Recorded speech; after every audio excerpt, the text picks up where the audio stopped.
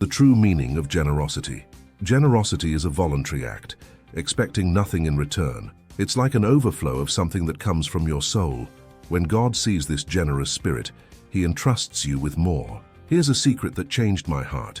When God wants to bless someone through another person, He always gives in abundance.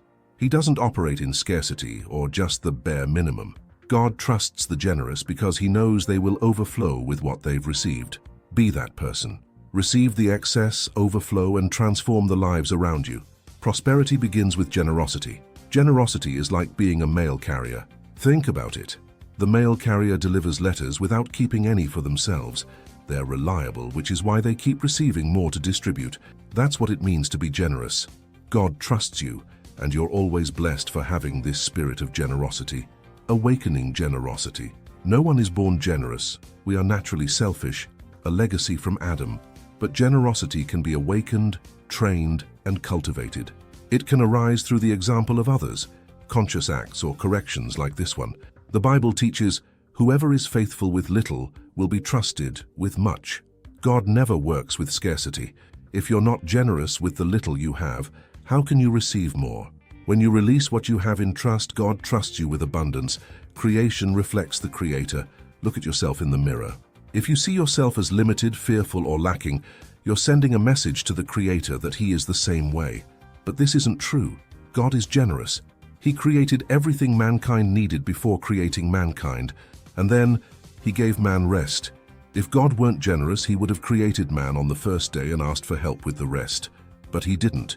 He prepared everything perfectly before bringing man into existence. This divine generosity is the foundation for understanding our own lives.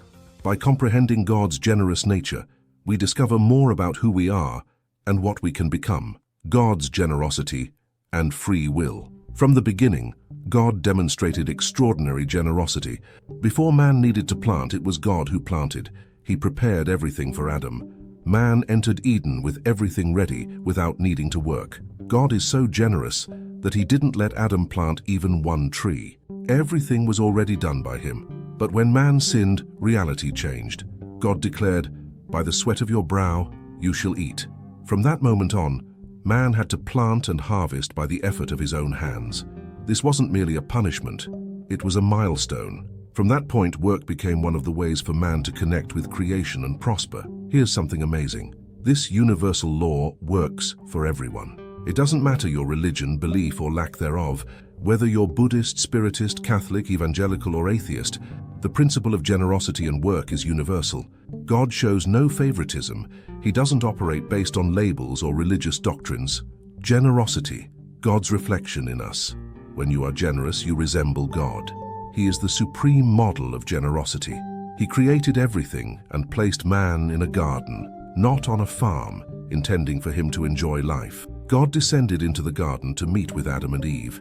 Even when man fell into sin, God continued to demonstrate His generosity.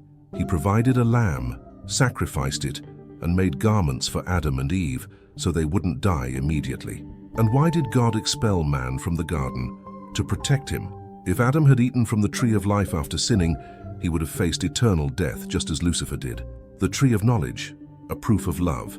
There were many trees in Eden, but two were special, the tree of life and the tree of the knowledge of good and evil. God commanded them not to eat from the tree of knowledge, but knew man would disobey. Why did this tree exist? It was the greatest proof of love God could give. Without the freedom to choose, there is no true love. God gave man the option to love Him or not. Adam chose to access knowledge on his own, rather than trust the daily wisdom God already provided. Adam's disobedience wasn't a matter of childish curiosity. It was a conscious decision to trade divine wisdom for independent knowledge. He wanted access to a database he didn't need, and this trade defined humanity's history. Wisdom or knowledge. This choice between wisdom and knowledge is something we still face today. God offers wisdom, but we often prefer immediate knowledge, quick solutions, instead of trusting in divine timing and guidance. God's generosity, from the beginning, teaches us that all we need is to trust Him, live by His principles, and choose to love Him voluntarily. Human advancement, a testament to wisdom. Since ancient times, mankind has sought technology and progress. Did you know that Adam's generation, shortly after Eden, began creating musical instruments like drums and working with complex materials like snake leather. These advancements weren't simple, they were extraordinary achievements, and it didn't stop there. Subsequent generations built incredible structures, like the Tower of Babel, which, according to records, stood 2.4 kilometers tall. This was without cranes, computers, or artificial intelligence. Today's generation, with all its technology, has only managed 800 meters with modern skyscrapers. It's astonishing to consider the level of wisdom they possessed in those times. Why was all of this lost? Throughout history, whenever a king conquered a land, he destroyed the local culture, its language, ideas, and even its discoveries. The accumulated knowledge of generations was buried. A curious example is the goldsmith, who discovered bauxite, the material used to create aluminum. At the time, gold was common among the nobility, but aluminum surprised everyone. It was light, shiny, and seemed even more valuable. When the goldsmith revealed his discovery, he declared, "Only God and I know how to make this." He was immediately killed because his discovery threatened the value of gold. This teaches an important lesson. Throughout history, incredible technologies and wisdom have been lost, not due to a lack of capability, but because those in power chose to hide or destroy them. Generosity, the first law of the universe. And here's where generosity comes in. Generosity is one of God's trademarks. The more generous you are, the more prosperity you attract. That's the number one law. But many people hide what they know, what they have, and even who they are. Ancient kings concealed their treasures to maintain power. Even today, some wealthy people say, "Stop talking about wealth, don't show what you have." I do the opposite. And you know why? Because I want people to understand that prosperity is possible. I want to show that generosity isn't just about giving, it's about sharing knowledge, opportunities, and inspiration. Generosity is like a constant help, a reflection of who God is. Those who are generous carry this divine trait and attract more prosperity, not because they fear losing, but because they trust in multiplication. So remember, hiding what you know or have may feel like a safe choice, but it's not the path to true prosperity. Be generous, share, plant something that benefits others, and watch how it transforms not only your life, but also the lives of future generations. Wealth, generosity, and the cycle of abundance. Many people struggle to accept prosperity. They say that success, wealth, and abundance are unforgivable. But do you know what I think? I don't care. And you know why? Because God is rich. His kingdom is rich. You need to get comfortable with wealth. The New Jerusalem, according to the Bible, has streets of gold. Gold will be something we walk on. Imagine passing through a portal and seeing solid gold walls 80 centimeters thick. If that scandalizes you now, it's because you don't yet understand the true meaning of prosperity. Repeat with me, God is rich. Being generous means carrying a part of Him. Serving people reflects His character. But here's the key. Generosity isn't wastefulness. Generosity isn't giving what you don't have. The cycle of scarcity, abundance, and overflow. Think of a water tank. It has 3 stages. 1. Scarcity, when the water leaks from the bottom. 2. Abundance, when the tank reaches its maximum capacity. 3. Overflow, when water begins to pour out from the top. If you're living in scarcity, it means there are leaks.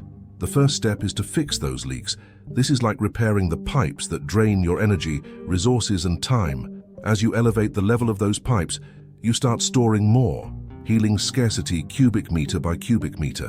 When you reach full capacity, you are in abundance. Abundance is the state where you can provide for yourself and your loved ones. But the ultimate goal isn't to stop at abundance. The goal is overflow.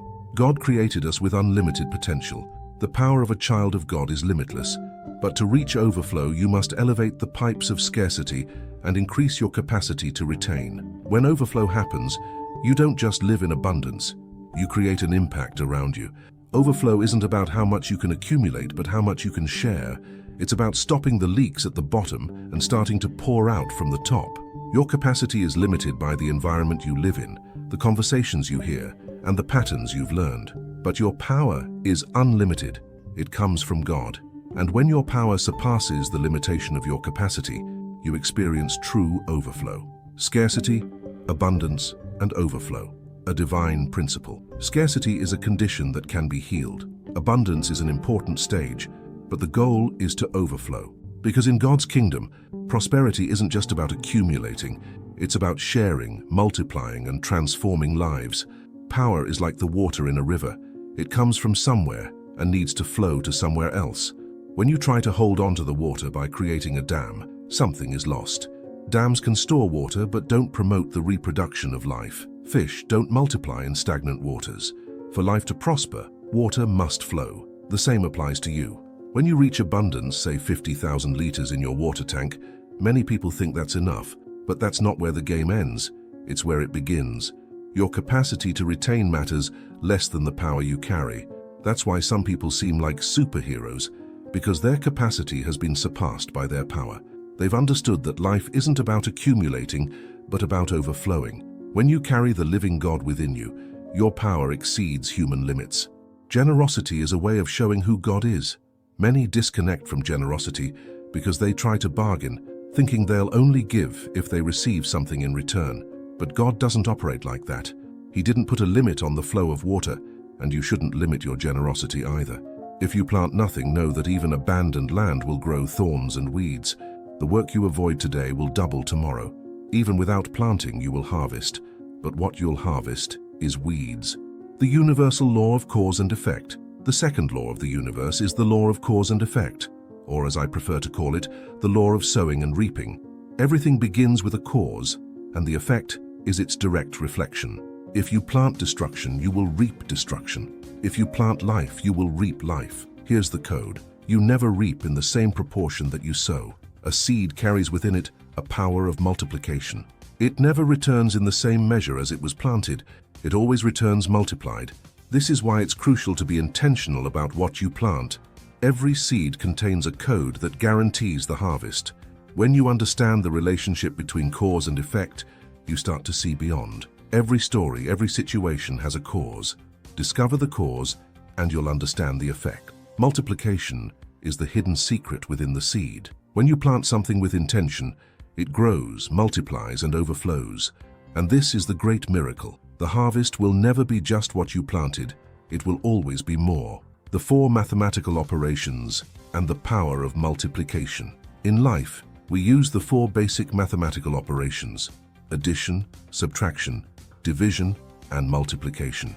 But understand this, you will never truly prosper just by adding or subtracting.